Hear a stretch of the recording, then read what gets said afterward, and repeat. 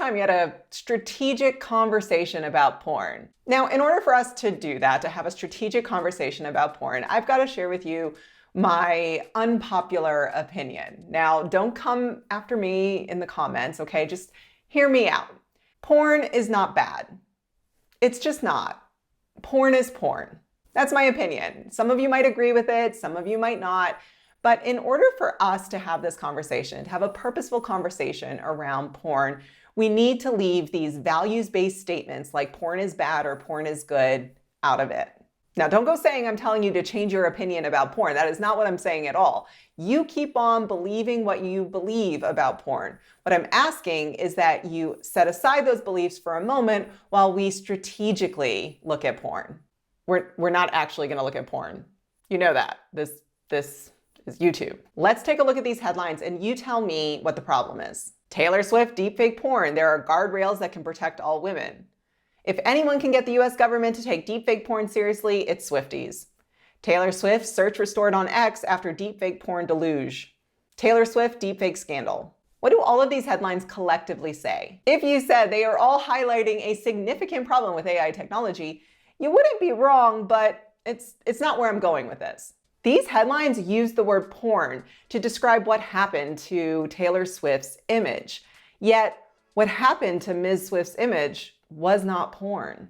And so now you're thinking to yourself like, it's not porn? Isn't that like the definition of porn?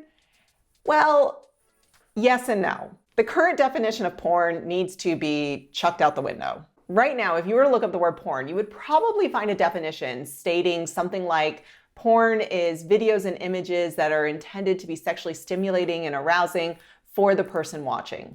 Now, the first problem with this type of definition is that the person watching is supposed to be an adult. So that's a pretty easy change that could be made to the definition to better clarify who porn is intended for. If you're finding this video to be helpful or useful, go ahead and click that button, only if you want to.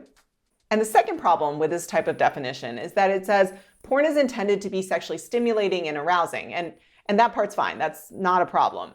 But it means that you need to add one more thing. Porn is intended to be sexually stimulating and arousing and created by consenting adults. That is essential to the definition, and it can't be found anywhere, and not in Merriam-Webster's, Collins, or dictionary.com. It's just not there. Okay, so let's break this down to better explain these headlines. If a person did not consent to engaging in sex on camera, that is not porn. That is image-based sexual abuse.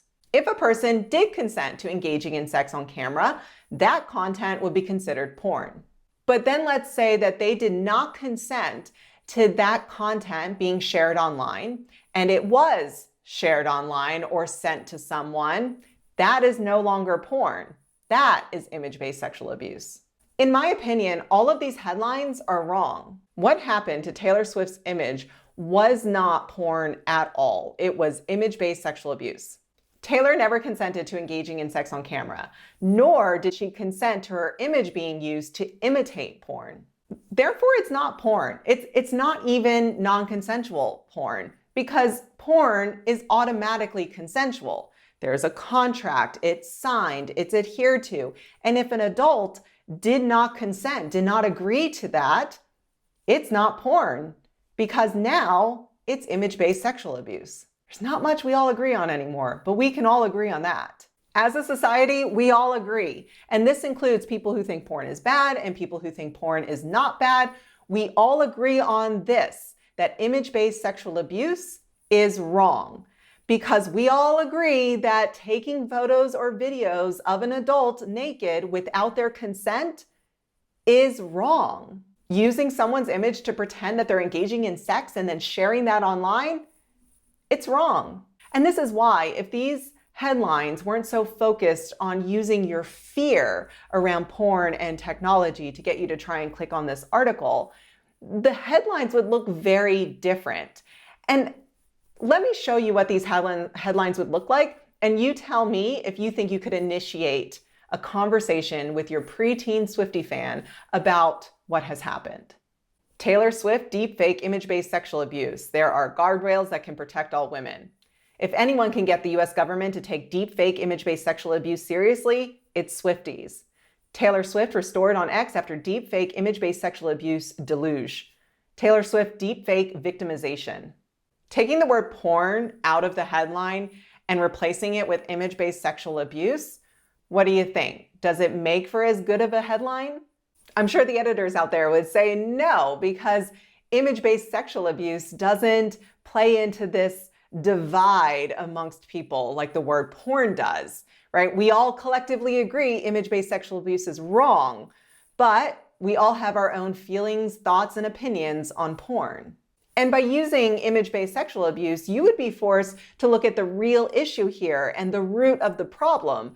And porn is not the problem. Parents read these original headlines and they think, oh my goodness, look how porn is ruining Taylor Swift's image. However, if the headlines didn't use the word porn, it may make you think, wow, look how these criminals are getting away with committing image-based sexual abuse against megastar Taylor Swift. It hits differently. Now, you might feel the need to tell me here that when you read the headline with image-based sexual abuse, that it doesn't sound as dangerous as it does with porn. Porn sounds dangerous to you because you are not differentiating between a crime and sex work. Because as a society, we haven't done a good job at teaching these differences. When I teach parents how to prepare for the porn talk and how to layer the porn talk by explaining why porn is made and why adults watch it and why it's not intended for children to view, I get a lot of pushback from parents who are genuinely afraid. They tell me that they would rather not tell their kid about porn because they're afraid that if they do, their kid would be curious about it and maybe even go searching for it and see it. If you hear that and you agree or you're thinking those things yourself, you are feeling fear. You are afraid of porn and how it could negatively influence your kid.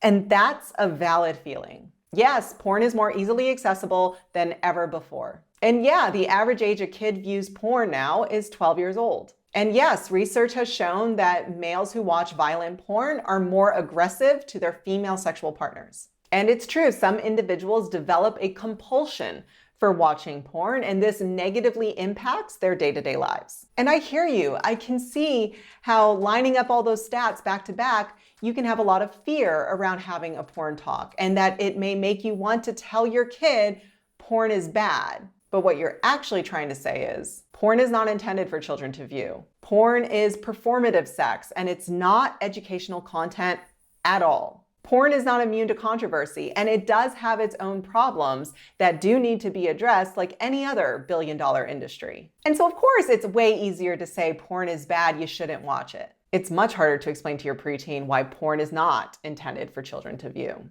My Top 3 Talks parenting course does show parents how to strategically have a porn talk. If you wouldn't describe yourself as confident in having the sex, masturbation, and porn talk with your intermediate or middle school age child, yet you want your kid one day when they're a teenager to say, I can go to my parents about anything and ask them any questions about sex because they've always answered my questions, then I would encourage you to go and fill out that form that's linked in the description and the comments. This course is not available to everyone because I actually cannot work with everyone. So fill out an application and let's see if the Top 3 Talks parenting course is right for you.